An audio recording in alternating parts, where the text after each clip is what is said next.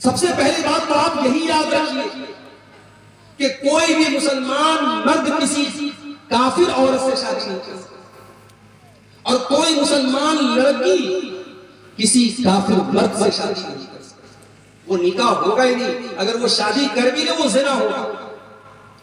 कुरान का दूसरा पारा बोलो, अल्लाह फरमाता है वला तनकिहुल मुशरिकाति हत्ता युमिन्ना, ऐ मुसलमानों तुम किसी मुशरिका औरत से शादी न करना, किसी ऐसी औरत से शादी न करना जो शिर्क करती हो, हत्ता युमिन्ना जब तक वो मुसलमान ना हो जाए, वला अमतुम मुमिनतुन खैरुम मिन मुशरिकतिन वलौ अजबतकुम, वो मुसलमानों तुम्हारे एक मुसलमान लौंडी बेहतर है एक काफिर औरत के मुकाबले में। तुम लौंडी के साथ निकाह कर लो वो चलेगा, लेकिन तुम मुशरिका औरत से शादी न करना।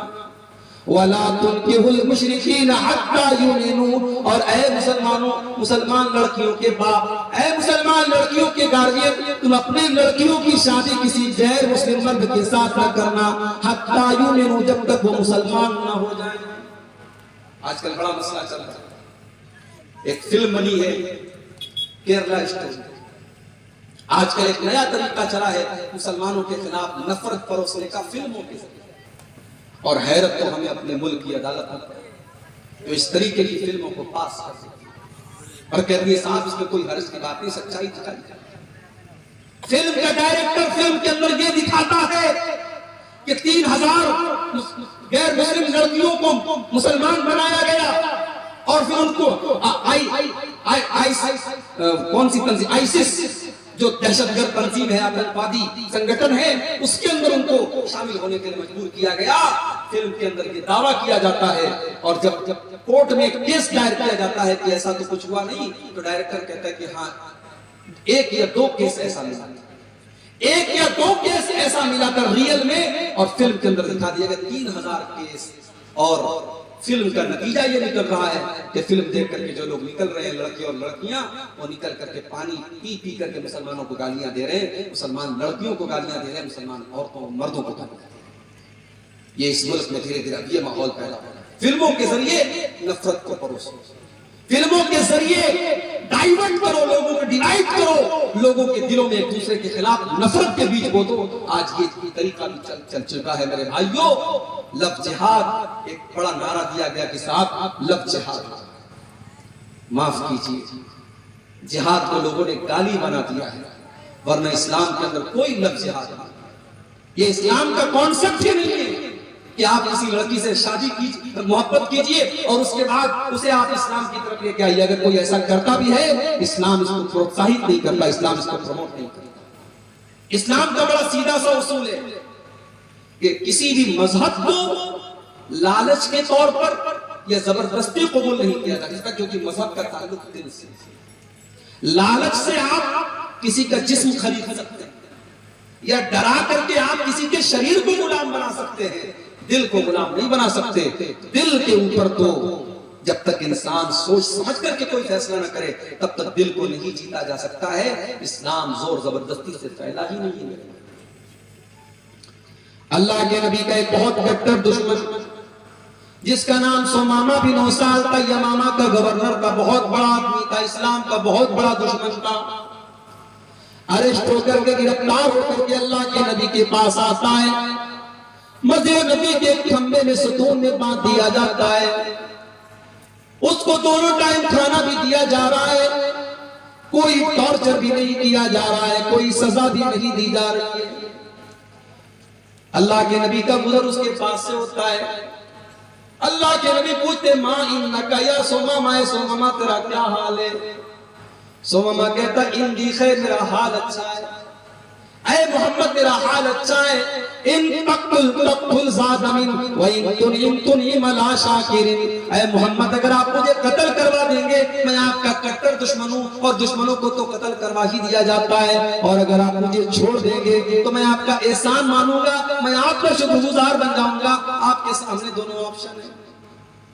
प्यारे नबी ने कोई जवाब नहीं दिया, चले गए। फिर तीनों टाइम खाना दिया जा रहा है, कोई टॉर्चर नहीं, कोई तकलीफ नहीं, कोई सताने वाला अमल नहीं। फिर एक मर्तबा अल्लाह के नबी का गुजर होता है। फिर वही सवाल करते माँ इंदक या सोमामा, सोमामा क्या हाल है? सोमामा का वही जवाब, हाल तो अच्छा है, छोड़ देंगे आपका एहसान मानूंगा, कत्ल कर देंगे तो आपका दुश्मन कत्ल करने के लायक। 3 दिन तक लगातार ऐसा होता है, तीनों दिन सेम सवाल सेम जवाब, और अल्लाह के नबी मुस्कुरा के आगे बढ़ जाते हैं। तीसरे दिन जब अल्लाह के नबी आते हैं और सोमामा यही जवाब देता है, आप अपने सहाबा से कहते हैं अतलिकू सोमामा, सोमामा को आजाद कर दो, छोड़ दो। सोमामा के हाथ और पैर की रस्सियों को खोल दिया गया। सोमामा कहता है जब मुझे आजाद किया गया मैं सामने की तरफ जा रहा हूं, लेकिन दिल मेरा पीछे मोहम्मद रसूलुल्लाह की तरफ जा रहा है। मैं वहां से निकलता हूं और मस्जिद नबी के बगल में एक बाग में जाकर के कुएं से पानी निकाल करके गुस्ल करता हूं, और गुस्ल करने के बाद जनाब मोहम्मद रसूलुल्लाह के पास आता हूं और कहता हूं अशहदु अल्ला इलाहा इल्लल्लाह व अशहदु अन्ना मुहम्मदुर रसूलुल्लाह। ऐ अल्लाह के नबी, आज मैं आपके दीन को कबूल करता हूं, आज मैं इस्लाम की छत्र छाया में आता हूं, आज मैं इस्लाम का कलमा पढ़ता हूं, आज मैं इस्लाम को कबूल करता हूं। अल्लाह के नबी, आज तक अगर सबसे ज्यादा किसी चेहरे से नफरत थी तो आपसे, लेकिन आज सबसे ज्यादा किसी चेहरे से मोहब्बत है तो आपके चेहरे से। आज तक सबसे ज्यादा अगर किसी मजहब से नफरत थी तो इस्लाम से नफरत थी, और आज अगर सबसे ज्यादा कोई दीन प्यारा है तो इस्लाम प्यारा है। और आज तक सबसे ज्यादा नफरत किसी शहर से थी तो आपके शहर मदीना से थी, और आज के बाद सबसे ज्यादा मोहब्बत अगर किसी शहर से करता हूं तो ऐ नबी आपके शहर से। मेरे भाइयों, ये नबी ने किस चीज के जरिए सोमामा को अपना असीर बनाया? नबी अकरम सल्लल्लाहु अलैहि वसल्लम ने अपने अखलाक के जरिए, अपनी मोहब्बत के जरिए, अपनी मीठी जुबान के जरिए सोमामा इब्न उसाल के दिल को जीता है। तो लब जिहाद नाम का इस्लाम में कोई कॉन्सेप्ट नहीं। हाँ, इसका उलट हो रहा है। इसका उलट क्या हो रहा है? मुसलमान लड़कियों को फेक आईडी बनाकर, फेसबुक के ऊपर, मैसेंजर के ऊपर फेक आईडी बना करके पहले उससे राह और रस्म बढ़ाई जाती है। पहले उसके मैसेंजर में सलाम करके पूछा जाता है, बहन मैं इस्लाम के बारे में कुछ जानना चाहता हूं, क्या आप मेरी हेल्प करेंगी?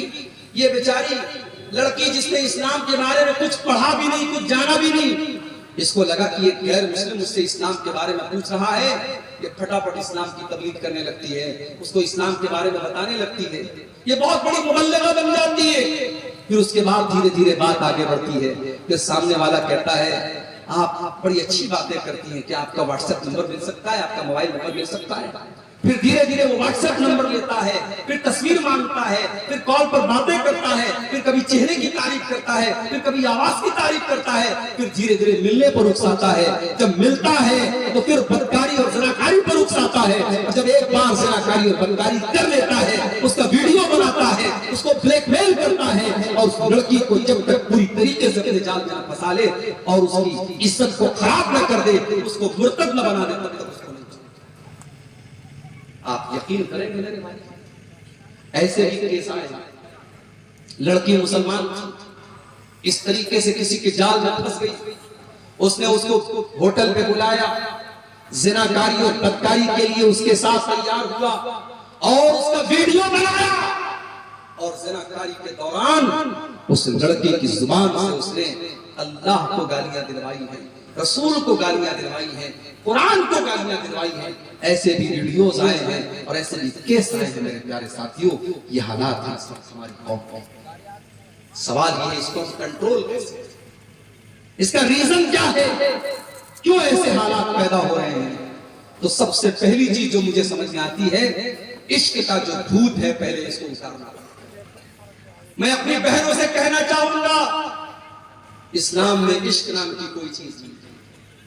जिसको तुम इश्क समझती हो, मोहब्बत समझती हो, वो हवस है, वो अट्रैक्शन है, वो कुछ नहीं। इस्लाम के अंदर मोहब्बत सिर्फ एक होती है जो निकाह के जरिए वजूद में आती है, जो बीवी शौहर से करती है, शौहर बीवी से करता है, जो हलाल मोहब्बत है, जो जायज मोहब्बत है, जिस मोहब्बत में कोई रुकावट नहीं है, जिस मोहब्बत पे कोई एतराज नहीं है, जिस मोहब्बत के ऊपर कोई ऑब्जेक्शन नहीं है, ये वो मोहब्बत है जो अल्लाह ताला मियां बीवी के दिल में डालता है। अल्लाह ने कुरान में क्या फरमाया, वमिन आयातिही अन खलक़ लकुम मिन अनफुसिकुम अज़वाजन लितस्कुनू इलैहा व जअल बैनकुम मवद्दतन व रहमा। मेरे बंदो, अल्लाह ताला की बहुत बड़ी निशानी ये भी है कि उसने तुम्हारे लिए तुम्हारी बीवियों को बनाया जिनसे तुम्हें सुकून हासिल होता है। और अल्लाह ताला ने मियाँ बीवी, शौहर और बीवी के दिल में एक दूसरे की मोहब्बत पैदा कर दी और रहमत पैदा कर दी।